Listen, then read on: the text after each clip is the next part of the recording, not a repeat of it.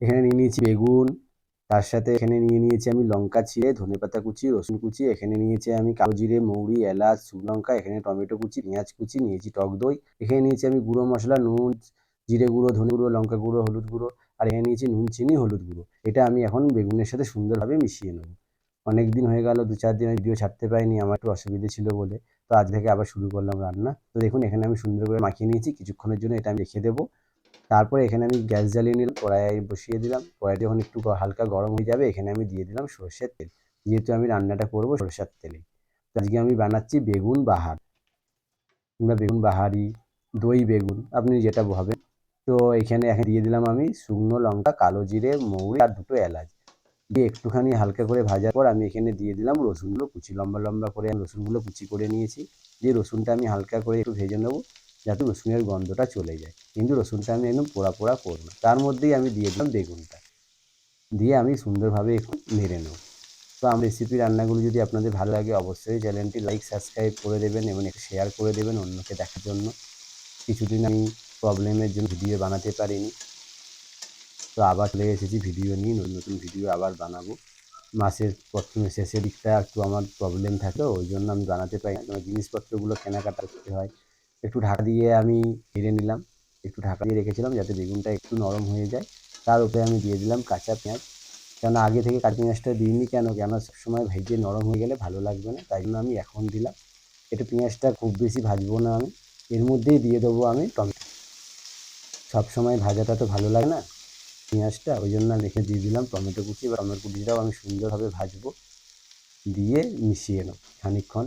তার মধ্যে আমি এখানে দিয়ে দেবো অল্প পরিমাণে জল, কেন একটুখানি জল দিয়ে দিলাম 1 কাপের মতো। ওই জলটা দেওয়াতে কী হবে, বেগুন, টমেটো, পেঁয়াজ এগুলো সব সেদ্ধ হয়ে যাবে, যেহেতু আমি এগুলো সব কাঁচা কাঁচা দিয়েছি, আগে থেকে ভেজে নিই। এটা আমি নতুন পদ্ধতিতে বানাচ্ছি একটা রেসিপি, আপনারা বাড়িতে বানাবেন অবশ্যই, আশা করি ভালো লাগবে রেসিপি। এখানে আমি দিলাম গুঁড়ো মশলা, যেখানে গোলমরিচের গুঁড়ো, ধনে গুঁড়ো, জিরে গুঁড়ো, হলুদ, নুন, আর যেহেতু আমি চিনিটা মাখিয়ে রেখেছিলাম বলে আর চিনিটা দিলাম না।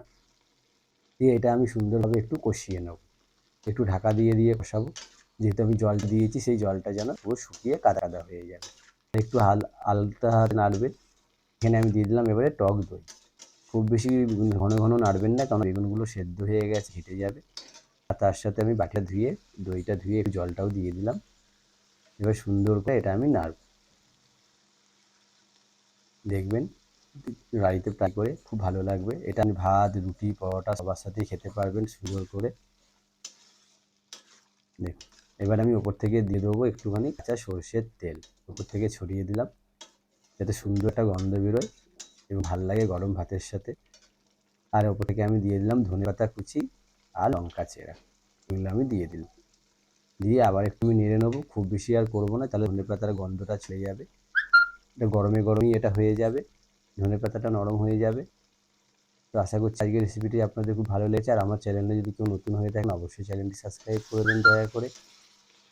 দেখুন আমার রেডি হয়ে গেছে বেগুন বাহার কিংবা দই বেগুন, আমি বানিয়েছি, খেয়েছি, খুব ভালো লেগেছে। আর আপনারা আমার ভিডিও কে কোথা থেকে দেখছেন এগুলো অবশ্যই আমাকে একটু জানাবেন কমেন্টে, তাহলে আমি বুঝতে পারবো যে না আমার ভিডিওগুলো মানুষ দেখছে, এত দূরে পৌঁছেছে।